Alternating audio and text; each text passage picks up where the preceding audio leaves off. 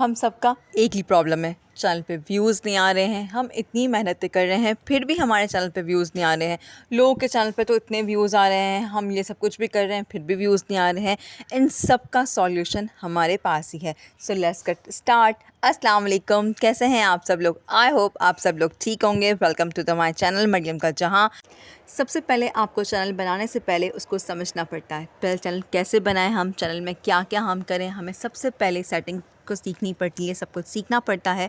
इसके बाद हमें अपना टॉपिक सेलेक्ट करना पड़ता है, किस टॉपिक्स पे हमें वीडियो बनानी पड़ती हैं। इसके मेरा ये चैनल ब्लॉगिंग का है जिसमें हम अब सब कुछ शेयर कर सकते हैं। शॉपिंग, कुकिंग, ब्लॉगिंग, कैसे हमारी डेली लाइफ है, डेली रूटीन है, स्किन के प्रोडक्ट्स के, स्किन के रिव्यू, सब कुछ हम इसमें शॉपिंग एंड फ़न सब कुछ शेयर कर सकते हैं।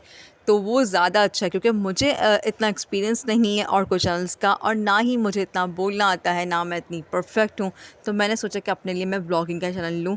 और वैसे भी क्या कोई भी परफेक्ट तो होता नहीं है, सीखते सीखते ही सब कुछ आता है। तो यूट्यूब भी हमें सब कुछ सिखा ही देगा। खैर, मैंने 5 साल यूट्यूब पे काम किया है एंड मेरे चैनल का जो मैं एक्सपीरियंस है मैं आपके साथ शेयर करना चाह रही हूँ। 5 साल तक मुझे कुछ भी पता नहीं था। मैंने अपना चैनल बनाया, बस मरियम परवेज़ की लॉकडाउन में एक मैंने वीडियो देख लिया और उससे मोटिवेट होकर मैंने अपना चैनल बना लिया। अब उसको मुझे आता नहीं था, ना अपलोड करने आता था, ना सेटिंग्स, कुछ भी मुझे पता नहीं थी। मैंने चैनल बनाने के बाद अपनी वीडियो बना ली, मेरे हस्बैंड ने फिर अपलोड कर दिया, सब कुछ कर दिया। और रमज़ान थी, सब मेरी वीडियोस देखते भी थे क्योंकि मैंने अपनी वीडियोस सबसे बड़ी जो गलती की थी ना, वो मैंने अपने फ्रेंड्स एंड फैमिली को सेंड करी थी। अब रमज़ान दी कुकिंग की नई नई वीडियोज़ आई थी और मैं अपने चैनल की एक वाहिद लड़की थी जिसने पहला यूट्यूब चैनल बनाया था।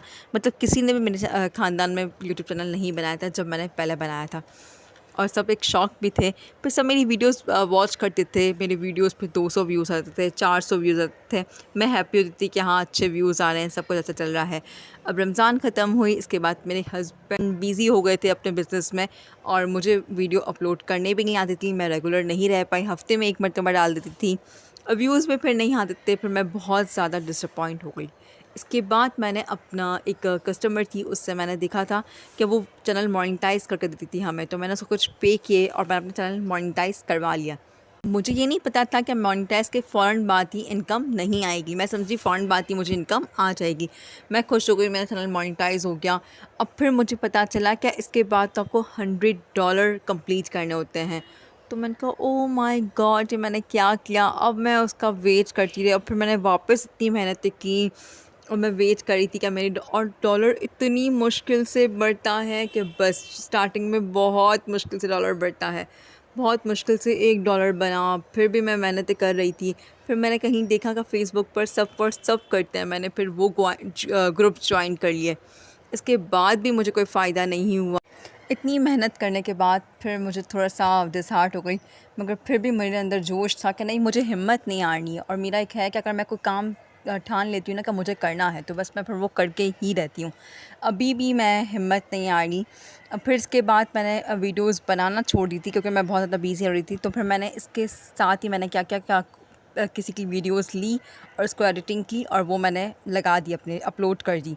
इससे मुझे चैनल पर थोड़ी टाइम तक तो ठीक रहा, व्यूज़ अच्छे आ रहे थे। फिर मेरी ना कॉपीराइट स्ट्राइक आ गई, एकदम से 3 कॉपीराइट स्ट्राइक आ गई और फिर मैंने वो रिमूव भी कर दी। इसके बाद भी ना उन्होंने मेरे चैनल ना डीमोनेटाइज़ कर दिया, मोनेटाइजेशन ख़त्म कर दी, जब तक मेरे $60 बन चुके थे। और मैं इतना ज़्यादा मतलब डिसहार्ट हो गई, इतनी परेशान, अब मैं क्या करूँ? मेरे हस्बैंड कह रहे थे कि ये गलतियाँ नहीं करो। मैंने कहा नहीं नहीं, दूसरे लोग भी करते ना, कोई मसला नहीं, कुछ नहीं होता। अब मैंने उनकी बात नहीं मानी और बस कर दिया। फिर मैं इतनी ज़्यादा अपसेट हो गई कि मैं बता नहीं सकती।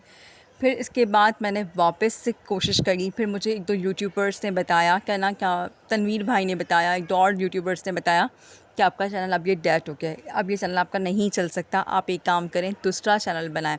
मैंने दूसरा चैनल बनाया, उसमें भी मैंने सम मिस्टेक्स कर ली और इसके बाद वो भी मेरा कितना अच्छा कोई ग्रो नहीं हो रहा था, तो फिर मैंने वो भी रहने दिया। अब ये मेरा 3rd चैनल है और मैं ये बताने का मकसद ये था कि ये जो गलतियाँ मुझसे हुई हैं, ये गलतियाँ आप लोग ना करें, आप हरगिज़ ना करें। आप अच्छे खासे आप आ जाते हैं और कुछ गलतियों की वजह से सब पे पानी फिर जाता है। अगर अब तक मेरा चैनल होता तो मेरे $100 भी कंप्लीट हो चुके होते और चैनल भी ग्रो होता, मगर बस नसीब में नहीं था तो नहीं हुआ। और कुछ गलतियाँ ही मेरी थी जो मुझसे हुई हैं, तो इसकी वजह से मैं बहुत ज़्यादा अब ये समझ आ गया कि यूट्यूब पे किस तरह से काम करना है, किस तरह ग्रो करना है और कंसिस्टेंसी से लगे रहना है। किसी ने बहुत खूब ये बात कही थी और ये मुझे समझ आ गया कि मैं आपके साथ भी शेयर करना चाहती हूँ। लिटरली मुझे 3 दिन नींद नहीं आई थी जब मैंने फर्स्ट टाइम ये बात सुनी थी। सर आप बैम्बू ट्री का बीज बोते हैं, बीज बोने के बाद बड़ा ज़बरदस्त मेटाफर है।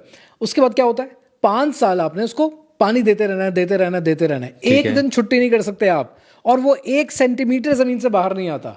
यानी लिटरली सोचो, इमेजिन करो आप मेहनत कर रहे हो, आपको कुछ नजर नहीं आ रहा। 5 साल हो गए, कोई रिजल्ट नहीं है। लेकिन 5 साल के बाद क्या होता है, अगले 9 हफ्ते के अंदर वो 90 फुट जमीन से ग्रो करता है। That's the beauty. क्या बैम्बू के उस ट्री को ग्रो करने के लिए उस दरख्त को 9 हफ्ते लगे? नहीं, उसको 5 साल 9 हफ्ते लगे हैं। कितने ऐसे लोग होते हैं सर जो गिव अप कर देते हैं कि यार मैं कर रहा हूँ, कुछ नजर तो आ नहीं रहा, कुछ मिल तो रहा नहीं है, बंद करो। ठीक है, तो बंद कर देते हैं जब मौका इतना करीब होता है। सर कंसिस्टेंसी से बड़ी कोई चीज़ नहीं। वालिदैन कहते रह गए, किसी ने नहीं सुना, यंग जनरेशन सुनती नहीं है। लेकिन ये जब मारे खाते हैं ना, तब समझ में आता है कि यार कितनी सही बात थी। कोई इसको डिसिप्लिन कहता है, कोई कंसिस्टेंसी कहता है, बट सरकार लगे रहने से ही मिलता है।